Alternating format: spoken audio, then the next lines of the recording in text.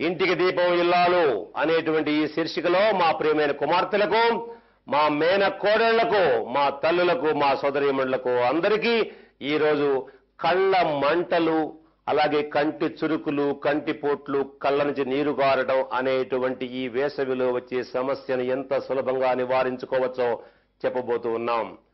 మా ప్రియమైన ఆయుర్వేద కుటుంబ సభ్యులందరి నేత్రాలు సంపూర్ణంగా నిండు నూరేళ్ల వరకు, ఆఖరి శ్వాస వరకు అద్దాలతో పని లేకుండా సంపూర్ణమైనటువంటి దృష్టిని పొందాలని హృదయపూర్వకంగా కోరుకుంటూ, శరీరములో అతి వేడి కలిగినప్పుడు తెలుసో తెలియకో అతివేడి పదార్థాలను తీసుకోవడము వల్ల, అలాగే పుట్టుకతోనే అతివేడి శరీర తత్వము కలిగి ఉండటము వల్ల, అదే విధముగా ఎప్పుడూ ఏదో ఒక చింత, వేదన, దుఃఖము, అసూయ, ద్వేషం ఇట్లాంటి అమానవీయమైన, అసహజమైన, అప్రాకృతికమైనటువంటి భావాలను మనసులో కలిగి ఉండటము వల్ల వాటి దుష్ట ప్రభావముతో శరీరములో వేడి అవసరానికి మించి ఉత్పన్నమై శిరస్సుకు చేరి కన్నులలో మంటలను పుట్టిస్తూ ఉంది.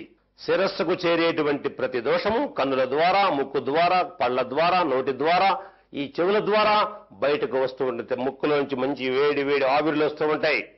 అదేవిధంగా చెవులలో కూడా వేడివేడిగా వచ్చి ఎండిపోతుంది గుబిలంతా కూడా, లోపల నీరు చెమ్మ కూడా ఉండదు. ఇలాగా వేడి ఎక్కటం వల్ల వచ్చేటువంటి ఈ సమస్యని ఎంత సులభంగా చక్కగా వంట ఇంట్లో ఉన్నటువంటి ఉల్లి చేసిన మేలు తల్లి కూడా చేయదనేటువంటి సామెతను గుర్తు చేస్తూ, ఉల్లిగడ్డ రసంతో ఈ కంటి మసకలను ఎలా నివారించుకున్నారో వారి యొక్క ప్రత్యక్ష అనుభవాన్ని ఇక్కడ మీరు చూడండి. నా పేరు సీతాదేవి, మాది వరంగల్. నాకు కళ్ళు మంటలు, బాగా దురద అట్లాంటివి ఉండేది. దానికి నీరుల్లి రసం తీసి రోజు ప్రొద్దున సాయంత్రము డ్రాప్స్ లాగా వేసుకుంటే చాలా నయమైంది. ఈ చిట్కా చెప్పిన గురువు గారికి నా ధన్యవాదములు. చూశారు కదా, ఉల్లిగడ్డ, ఇది బాగా గుర్తుపెట్టుకోండి. ఎల్లిగడ్డ కాదు అంటే వెల్లుల్లి కాదు, నీరుల్లి.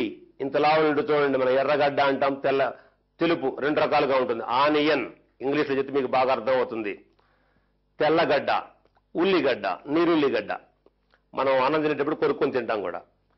ఈ ఉల్లిగడ్డ రసం అంటే అంత ముక్క తీసుకొని కొంచెం చితగొట్టి బట్టలు పెట్టి రసం వస్తుంది.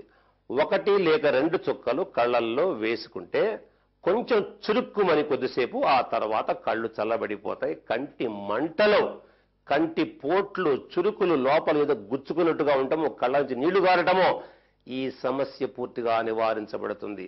అంత మాత్రమే కాక ఉల్లిగడ్డ రసం వేయటం వల్ల రేచీకటి అంటే పగలంతా కళ్ళు కనపడుతూ చీకటి పడగానే అంధకారమైపోయేటువంటి సమస్య చాలా సునాయాసముగా 4-5 రోజుల్లోనే రేచీకటి సమాప్తమైపోతున్నది.